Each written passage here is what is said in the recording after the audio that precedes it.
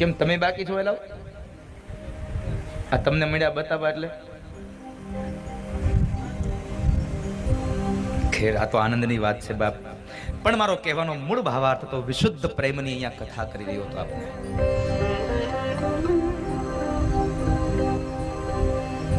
જ્યાં સ્વાર્થ નથી ત્યાં પ્રેમ છે સાહેબ.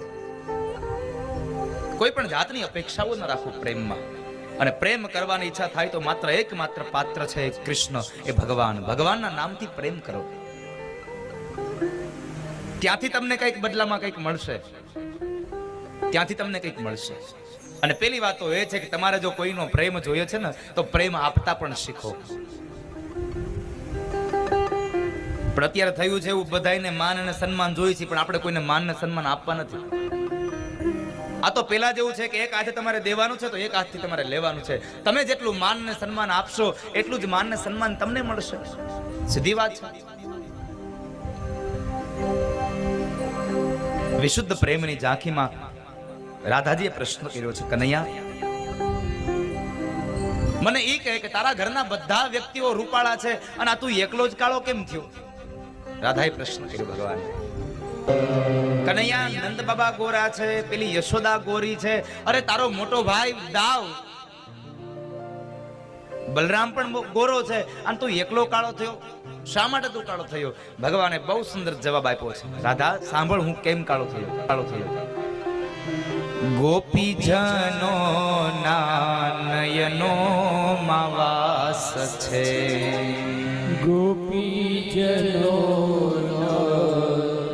નયનો વાસ છે, ગોપીજનો ના નયનો માં વાસ છે, ગોપીજનો નયનો વાસ છે. લાગ્યો છે કાજળનો ડાઘ, રાધાય મેં મથયા કાળા. લાગ્યો છે કાજળનો ડાઘ, રાધા મેં મથયા કાળા. રાધાજી પૂછે છે વાત, કૃષ્ણ તમે કેમ થયા કાળા? રાધાજી પૂછે છે વાત, કૃષ્ણ તમે કેમ થયા કાળા? રાધાજીએ પ્રશ્ન કર્યો, કનૈયા તું એક કાળો થયો?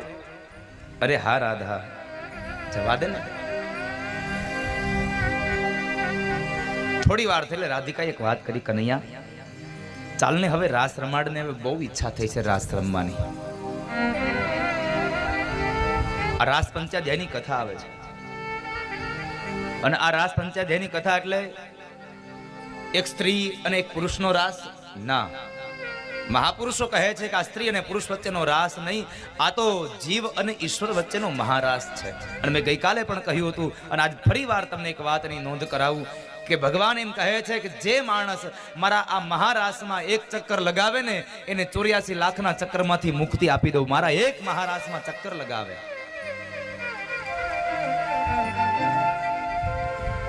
એકમાત્ર રાસમાં ચક્કર લગાવે. રાસ પંચાધ્યાયની કથા ભગવાન હવે વેણુનાદ કરે છે. ભગવાને રાધિકાની એ વાતને લઈ અને શરદ પૂર્ણિમાની રાત્રિએ મધ્યરાત્રિએ બૃહદવનમાં જઈ અને વેણુનાદ કર્યો.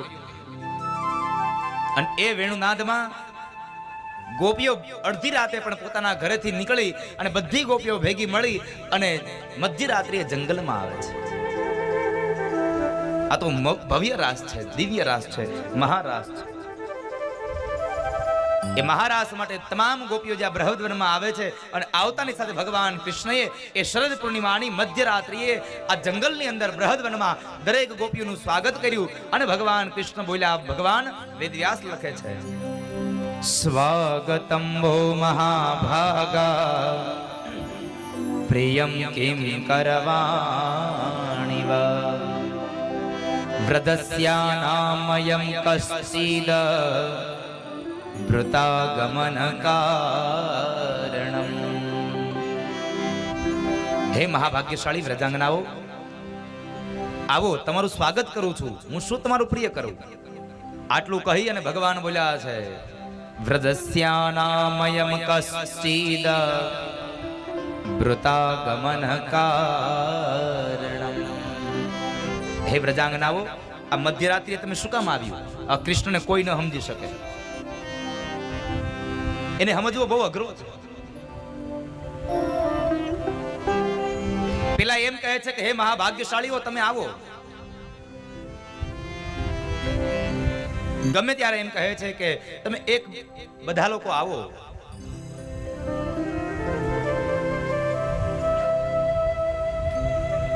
હું તમારું સ્વાગત કરું. સ્વાગતમ વો મહાભાગા પ્રિયમ કિમ કરવાણી. સ્વાગત કર્યા પછી એમ કહે છે હું તમારું શું પ્રિય કરું? અને આટલું બોલ્યા પછી પણ ભગવાન એમ કહે છે કે તમે અહીંયા આવ્યું હું કામ અત્યારે? હવે આને કોઈ સમજી શકે? આનું હંમેશા કહેતો રહું સાહેબ, કૃષ્ણને સમજવો બહુ અઘરો છે. કારણ એ ક્યારે રૂપ બદલે એનું નક્કી નહીં. અને આમ પણ તમે જુઓ એના ફોટામાં, એ આમ આટી નાખીને જ ઉભો છે.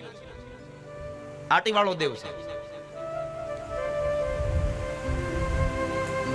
જરૂર પડે તો બે હાથથી મોરલીને પણ ઉપાડે, અને જરૂર પડે ને તો ડાબા હાથની ટચલી આંગળીના નખના ટેરવા ઉપર એ ગિરિરાજને પણ ધારણ કરે. સાહેબ, આ કૃષ્ણ છે.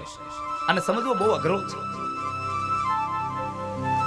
જરૂર પડે તો સારથી પણ બને, રથ હકાવે, અને જરૂર પડે ને કે લાગે કે હવે દાદો ભીષ્મ હમણાં અર્જુનને મારી નાખશે, એટલે રથમાંથી ઉતરી જાય અને પૈડું લઈ અને દાદા ભીષ્મને મારવા માટે દોડ્યો પણ જાય. આ કૃષ્ણ છે. આને સમજવો બહુ અઘરો છે.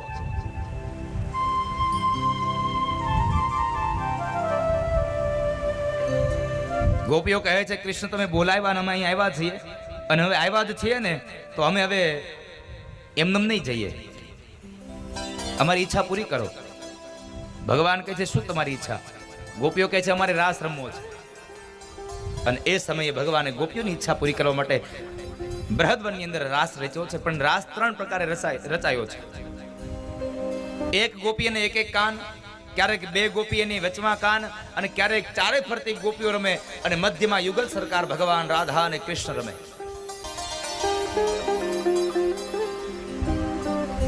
એવો મહારાસ રચાયો સાહેબ, દિવ્ય રાસ રચાયો. એક ગોપીની ઈચ્છા પૂરી કરવા માટે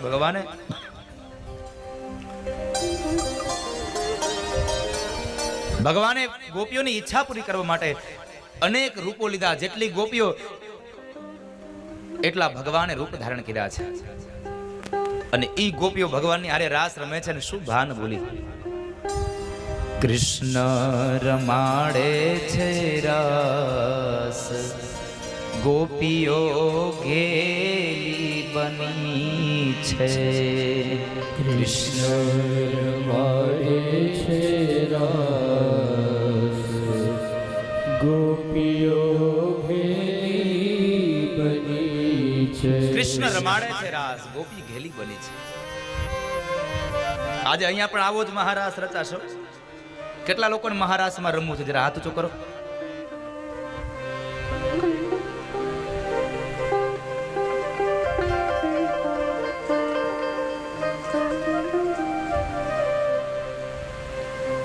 બપોરે રમાડજો આનો ઘડી 15 મિનિટ. કથા પૂરી થાય ને પછી આ લોકો તમને રાસ રમાડશે. પણ બધા રમજો, આમ મોટું ચક્કર લગાવજો.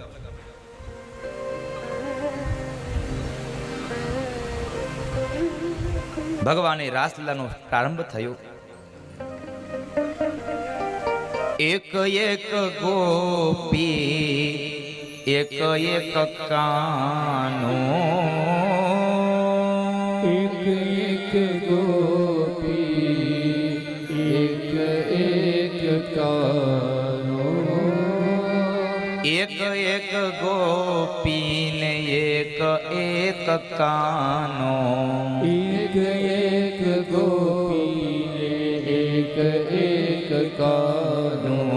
રાસ રમે છે ભગવાન, ગોપીઓ ઘેલી બની છે રાસ રમે છે ભગવાન ગોપીઓ ઘેરી બની છે રાસ રમે છે ભગવાન સાહેબ ગોપીઓ આજ ઘેલી બની છે પણ બરાબર બન્યું એવું બધી ગોપીઓની હારે ભગવાને રૂપ લીધા એટલે જે ગોપીની હારે ભગવાન હોય એ ગોપીને ભગવાન એની બાજુમાં દેખાય બાકી માત્ર ગોપીઓ દેખાય ગોપીઓના મનની અંદર અહંકાર આવ્યો કે જોયું કૃષ્ણ મને જ ચાહે છે કૃષ્ણ મને જ પ્રેમ કરે છે મારી સાથે રેમો બીજા કોઈ સાથે ન રેમો કૃષ્ણ મારા વગર ન રહી શકે આવો અહંકાર ગોપીઓમાં આવ્યો એટલે ભગવાન કહે છે ગોપીઓ અહંકારને તો દૂર કરવું જ પડશે નહીં ચાલે એટલે ભગવાન ગોપીઓની મધ્યમાંથી નીકળી રાધાજીને લઈને જતા રહ્યા છે રાધિકાને લઈને ભગવાન ગયા અને એ બૃહદવનમાં ગોપીઓની મધ્યમાંથી ભગવાન નીકળી ગયા અને અંતે ગોપીઓ આકુળ વ્યાકુળ બની ગઈ છે ગોપીઓ આકુળ વ્યાકુળ બની ગઈ ચારે ઓર દિશાઓની જંગલની ઓર શોધે છે કનૈયા કનૈયા કનૈયા કૃષ્ણને બોલાવે છે ગોપીઓ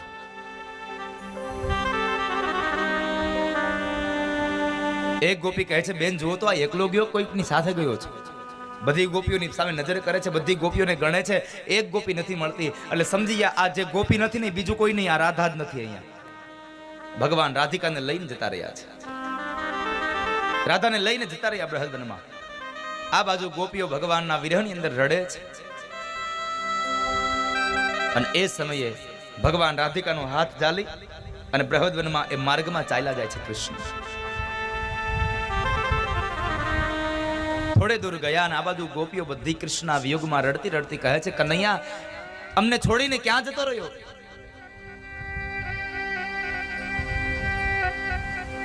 કનૈયા અમને છોડીને ક્યાં ગયો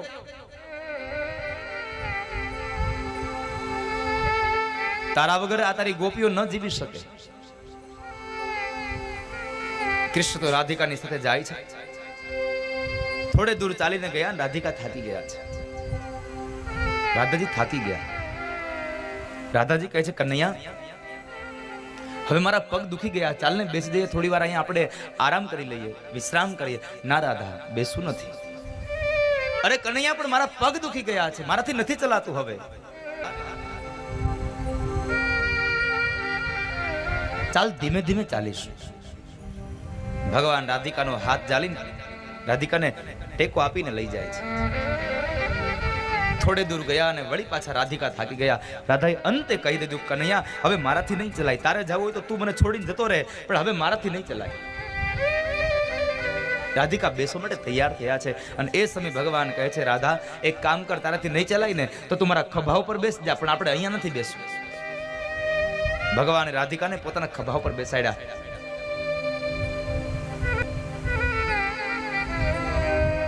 બન્યું એવું કે રાધિકાએ ડાબા હાથથી ભગવાનના માથાના વાળ પકડ્યા જુલ્ફોને પકડ્યા અને જમણા હાથથી પેલી ડાળીઓને એક બાજુ કરે છે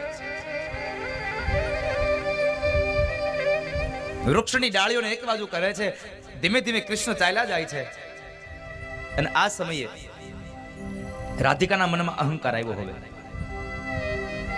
કે જોયું બધી ગોપીઓને મૂકી અને કૃષ્ણ આવ્યા તો ખરા પણ બધાની વચ્ચેથી લઈને નીકળી ગયા મને લઈને નીકળ્યા એટલું નહીં પણ મેં હાલવાની ના પાડી તો મને પોતાના ખભા ઉપર બેસાડી લીધી આજ નક્કી થયું કૃષ્ણ મારા વગર ન રહી શકે હવે ભગવાન કહે છે રાધા એક વાત કહું તને મારા ખભા ઉપર બેસાડીને તો તારા શરીરનો મને વજન નથી લાગ્યો પણ તારામાં હવે જે અહંકાર આવ્યો ને અભિમાન આવ્યું ને એ અભિમાનનો વજન મને લાગ્યો છે